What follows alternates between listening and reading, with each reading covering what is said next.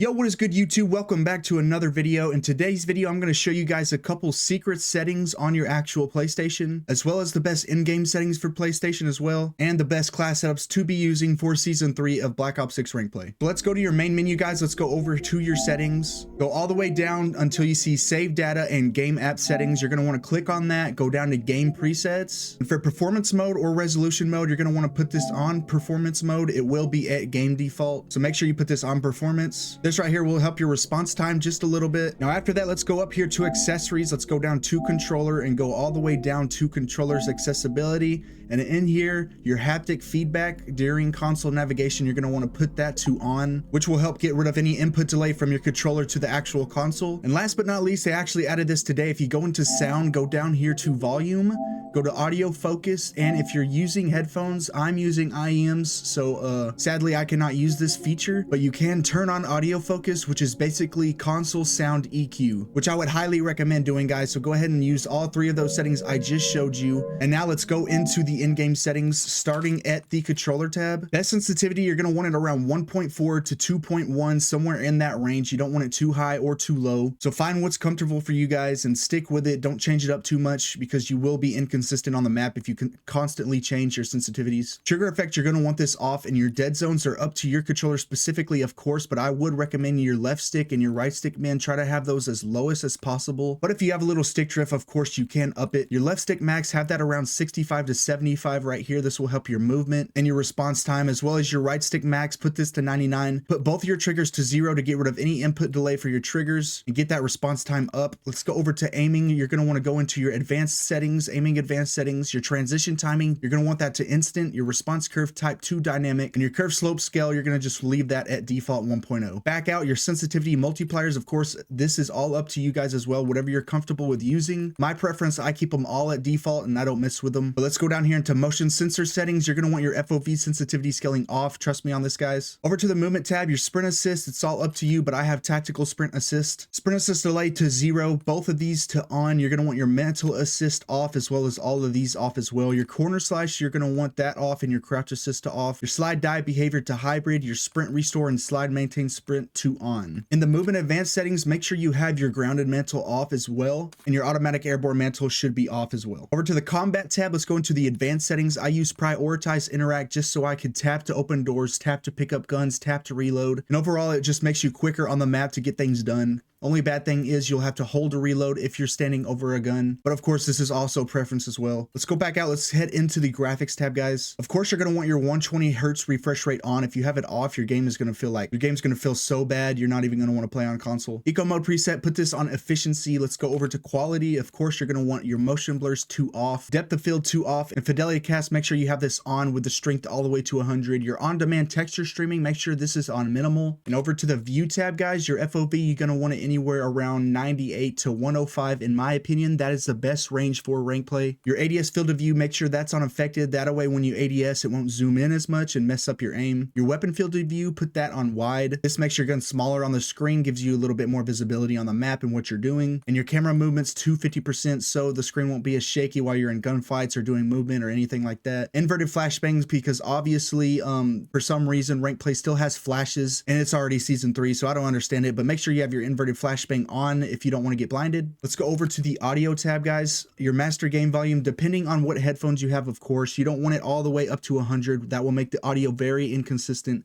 but with my IEMs I typically run about 50 to 60, but when I was using my headphones I ran about 80 to 90. Dialogue anywhere from 10 to 20 will be good, and your effects volume, you need that all the way up to 100 so you can hear what's going on around you in game. Enhanced headphone mode, I wouldn't suggest using this. It doesn't help at all. Your audio mix, Sucker Punch is the best audio mix for this game. Trust me on this, guys. And make sure you have your mono audio turned off. That way you can tell what's on your left, what's on your right, stuff like that. Reduce to 90 sound, make sure that is on. And these are my frequencies if you guys want to copy this exactly. These are for my IEM specifically though, so if they don't work for your headphones very good, go ahead and change them back. But if you have IEMs, go ahead, try them out, let me know what you think. These are for the left and right. They should be the same exact thing, so just pause the video, copy them down, screenshot, whatever. Over to the interface tab, let's go to readability. Let's go down to color customization. I use filter 2 and put all of my intensities up to 100 to make the colors pop out and have a little bit more visibility on the map. Going over to gameplay HUD, your safe area, you're going to want this in all the way here so that you don't have to look so far out on your screen to the mini map or the kill feed or anything like that. Multiplayer HUD presets, make sure you have mission interface on. This is probably the best one to use. Go over to visual and put the scale to 103 with the icon scale to 125. This right here will make the icons on the map bigger so you can see more what's going on your mini map. And of course, make sure your mini map shape is on square so that you can see more of your mini map and the map in general. And I've seen a lot of questions about this actually on my videos for player names because it pops out so much on my screen. And a lot of people say they don't see the player names or they just see an icon just like this. Make sure you don't have it icon only. Make sure you have the full name so the name will pop out as much as possible. And as well, let's go down here to crosshair. You're just going to want your center dot on, guys. You don't want static or just turn it off completely or anything like that, because the crosshairs in this game will mess you up, because when you do any type of movement, jumping, sliding, your crosshairs will spread and mess you up. So you just need the center dot really, because the center dot will help with your centering. Make sure you have the center dot on, larger or largest for the scale, whatever you prefer.